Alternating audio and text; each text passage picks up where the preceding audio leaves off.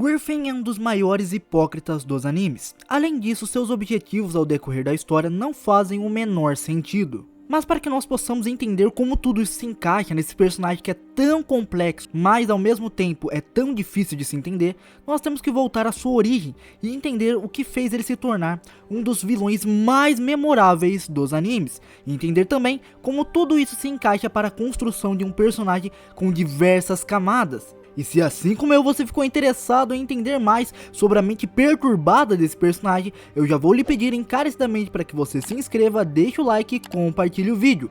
E sem mais enrolação, bora lá do início.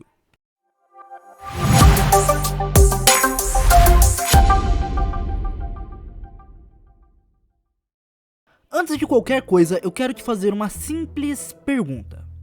Quando o Griffin quebra? Alguns dizem que é depois da sua tortura, outros dizem que é quando o Guts abandona o bando do Falcão.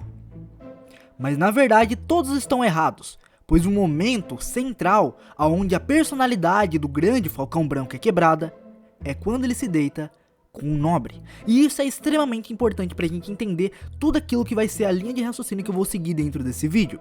Então guarde esta informação muito bem, e até o final deste vídeo eu vou te provar que estou certo. Mas para que a gente possa ter uma visão ampla de tudo isso, nós temos que voltar à origem de Griffin, que no caso era bem comum. Griffin não era uma pessoa especial ou única no mundo, muito pelo contrário. Griffin teve uma origem humilde, ele nasceu de uma família pobre, em um mundo extremamente brutal, numa das piores épocas que a humanidade já teve. Em um mundo onde ou você tinha algo, ou você não era nada. Griffin percebeu desde cedo que ele queria ser alguém, e para ser alguém ele tinha que estar no topo, e o topo era representado pela realeza. Então finalmente ele entendeu qual era o seu sonho. O seu objetivo de vida seria se tornar um rei e ter um reino para governar. Nessa mesma época, em sua infância, ele também teve acesso ao Berrlit Carmesim, um objeto que posteriormente o transformaria em algo muito maior do que qualquer nobre que já teve a chance de pisar os pés no mundo. Esse objeto o transformaria em uma verdadeira divindade.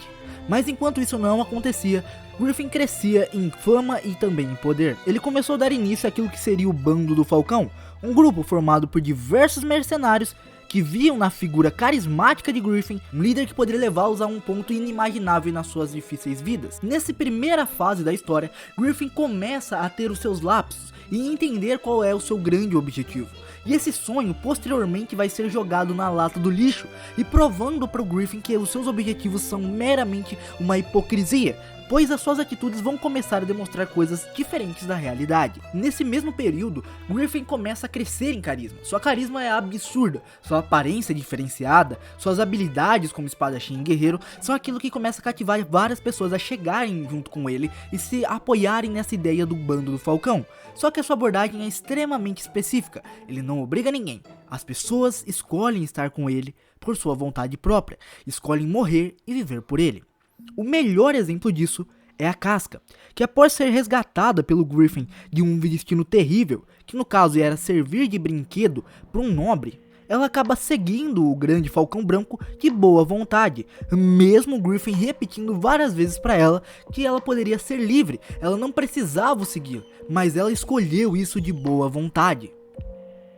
E o fato de tantas pessoas estarem seguindo ele dessa maneira, e também até algumas olhando para ele como uma figura religiosa, começou a ser um fardo muito pesado, que trouxe consigo marcas físicas e especialmente mentais para o líder dos Falcões. E nesse período Griffin teve um momento que mostrou o quão frágil eram seus sonhos e quão vazios eram seus objetivos, se comparados ao mundo brutal onde eles viviam. Nessa época as tropas do Griffin começaram a ser completamente obliteradas pelas tropas adversárias, e a morte de uma criança em específico causou um abalo emocional absurdo no líder dos Falcões. Griffin se sentia completamente culpado, não porque ele estava perdendo tropas, mas porque ele estava perdendo vidas que significavam algo para ele. Pessoas que tinham se unidos para que ele pudesse ter a chance de conquistar o seu sonho, e que tinham feito tudo isso de boa vontade. Mas agora, o Griffin estava levando eles de boa vontade a um matadouro. Nesse momento, Griffin, sem escolha e se sentindo muito culpado, faz uma ação completamente drástica. Ele se entrega para um nobre. E ele faz isso para obter recursos para suas tropas. Ato esse que significa a quebra completa da mente de Griffin, pois ele não sabia mais pelo que ele estava fazendo aquilo, e por isso ele idealizou todas suas frustrações que ele possuía em seus sonhos, como uma forma de justificar e o porquê ele tinha feito tal ato. E uma frase que representa essa quebra completa na mente de Griffin é a seguinte: não vivo porque nasci, vivo porque tenho um sonho. Então nesse período, o Griffin, percebendo que as pessoas dependiam dele, as pessoas precisavam dele para viver, ele também colocou os seus sonhos como um grande objetivo inalcançável, sendo a sua bússola moral. Tudo aquilo que ele fizesse, ele faria por conta dos seus sonhos e para os seus sonhos, pois as pessoas tinham sacrificado as suas vidas, e não tinha nada mais justo do que ele também sacrificar a sua própria vida.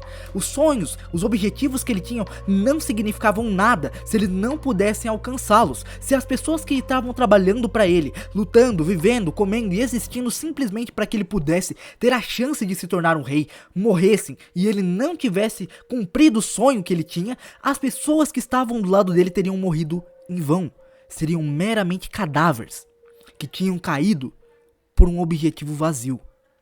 Então, por conta dessa pressão, o Griffin começa a não conseguir diferenciar o que era meramente um objetivo do que era sua vida. Sua vida se tornou seu objetivo e seu objetivo tornou-se a sua vida. Não tendo mais essa distinção, as coisas começam a ficar bem mais complicadas na mente do líder dos Falcões, pois agora que vem a explicação da sua hipocrisia. Griffin começa a dizer que tudo o que existia estava dentro dos seus sonhos, então qualquer coisa que ele fizesse tinha que ter alguma coisa a ver com esses objetivos que ele tinha. Só que tudo isso acaba mudando drasticamente para demonstrar a hipocrisia de Griffin quando surge na sua vida um jovem chamado Guts, que é um ponto de chave para a construção do Griffin como um grande vilão da obra. Guts era um jovem que na época atuava como mercenário, e por acaso ele acabou se encontrando com o bando do Falcão, e após uma das suas batalhas, ele acabou se encontrando com Griffin. E diferente do feitio comum de Griffin, ele viu algo especial naquele garoto, e por isso Griffin convidou ele para se juntar ao bando do Falcão, algo que ele prontamente recusou. Mas após uma breve luta entre os dois, e a derrota de Guts, ele se uniu ao bando do Falcão. E isso é muito importante, pois foi nesse momento em que o homem, que até então só tinha vivido pesadelos, se encontrou com um dos maiores sonhadores. E essa mistura, até então sem forma, daria à luz a algo muito terrível no futuro.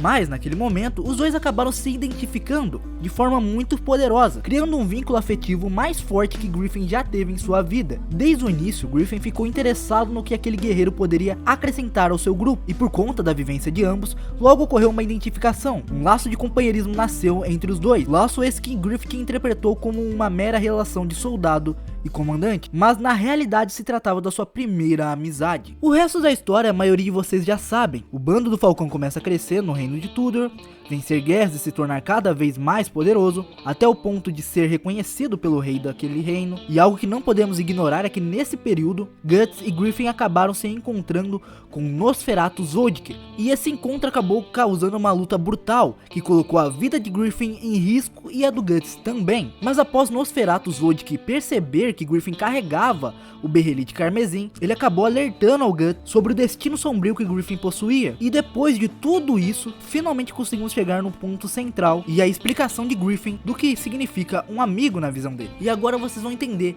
o quão hipócrita essa visão é e quão distorcida ela se encontra da realidade do próprio Griffin. Nas palavras do Griffin, para mim, amigo é alguém diferente. Um amigo jamais viveria agarrado aos sonhos dos outros. Seria alguém capaz de escolher sua própria razão de viver, abrindo o caminho à sua frente, sem se importar com ninguém. Alguém que enfrentaria de corpo e alma qualquer um que viesse atrapalhar o seu sonho, mesmo que essa pessoa fosse eu. Para mim, amigo deve ser assim, alguém do mesmo patamar que eu. Essas poucas palavras são as lâminas que dividem completamente a relação do Griffin e do Guts, pois o Guts era alguém que tinha feito coisas terríveis contra os outros e contra si mesmo. Pelo Griffin, ele não fez isso porque considerava o Griffin um grande comandante, mas sim algo muito mais profundo. Ele considerava Griffin um verdadeiro amigo, mas Griffin, pela sua visão distorcida do que era um sonho, não considerava isso, mesmo que seus atos mostrassem um completo oposto. Um exemplo disso é que na luta contra Zodic, Griffin estava disposto a entregar a sua vida para salvar a de Guts, E me diga, por que raios ele arriscaria sua vida para salvar alguém que ele via como um mero soldado, alguém que nem ele poderia considerar como um amigo? Isso é mais do que prova que ele se importava com o Guts. E isso mostra também a grande hipocrisia do Griffin. Por se focar demais em seus sonhos e de não conseguir abrir a sua mente para entender o que era realmente a relação da sua vida e dos seus objetivos, ele começou a ver tudo com uma forma meio errada. Tudo para ele se tratava de alguma forma de como ele faria para alcançar os seus objetivos. E se a gente for olhar a fundo a frase que o Griffin fala, a gente começa a perceber o seguinte: na visão do Griffin, as pessoas que representavam um amigo para ele, na realidade se tratava das pessoas que tentaram matar ele desde o começo da sua jornada. Todos os inimigos que ele enfrentou buscavam a si próprio acima de qualquer outra coisa, tinham como objetivo a sua vitória pessoal. Entretanto, todas elas foram inimigos que ele descartou na primeira chance que tinha. Todas essas pessoas para Griffin não passavam de obstáculos, ele não via com alguma empatia, nem muito menos com algum respeito. Para ele, todas aquelas pessoas eram meros peões que ele deveria derrubar para chegar no seu objetivo final. E tudo isso mostra que o Griffin não acreditava verdadeiramente nos seus objetivos. Essa frase de amizade que ele tem não é a verdade das coisas, pois ele tinha se entregado pelos seus soldados, ele tinha arriscado a sua vida por alguém que, poxa, era meramente um peão para ele. Isso não faz sentido. Griffin tinha mostrado várias vezes dentro da obra que ele se importava com as pessoas que estavam do lado dele mais do que ele se importava consigo mesmo. Então a realidade é o seguinte: por mais que ele dissesse que seus amigos eram as pessoas que estavam tentando matá-lo, ele se entregava pelas pessoas que ele dizia que eram meros soldados. Ou seja, mostrando que na realidade a visão deturpada de sonho do Griffin impedia ele de perceber que aquilo que ele tinha de mais valoroso em sua vida eram seus companheiros, seus soldados, que não só viviam do seu sonho, mas também permitiam que ele conseguisse chegar mais próximo do seu objetivo. Ou seja, no final das contas, a visão distorcida do Griffin foi o causador da sua ruína, sendo incapaz de ver os outros como amigo, mas se sacrificando por ele, dando assim indícios de que o Griffin não somente é um hipócrita, mas que ele é o maior hipócrita de Berserker, sem dúvida alguma.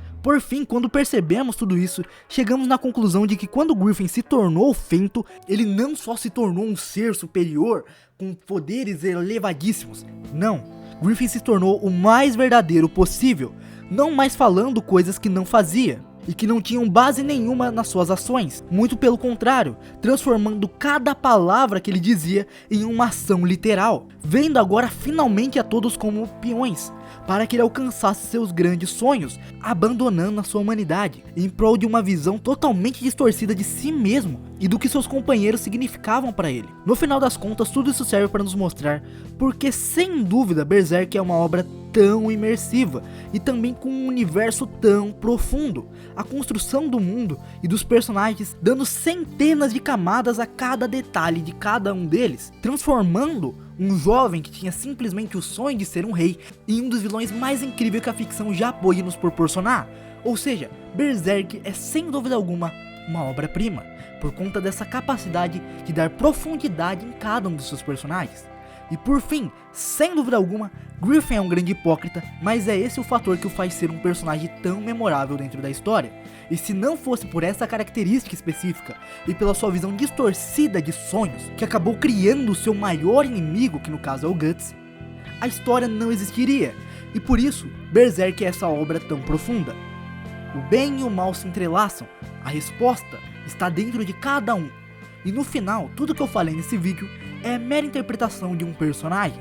Talvez você tenha uma visão diferente sobre tudo isso, mas no final das contas, tudo isso serve para mostrar e como nossos objetivos jamais podem ser a nossa guia moral, pois no final das contas, se for assim, nós colocamos tudo e a todos em segundo plano, sem valorizar nunca as pessoas que estão ao nosso redor. Bom galera, esse aqui foi o vídeo.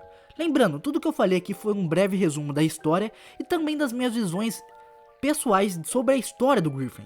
Então se você tem algum ponto ou alguma visão diferente, deixa aí no comentário, eu vou ler e com certeza a gente pode chegar em alguma conclusão muito interessante para toda essa história. Bom, se você conseguiu assistir esse vídeo até aqui, eu só vou lhe pedir um favorzinho. Se inscreva, deixa o like e compartilhe o vídeo.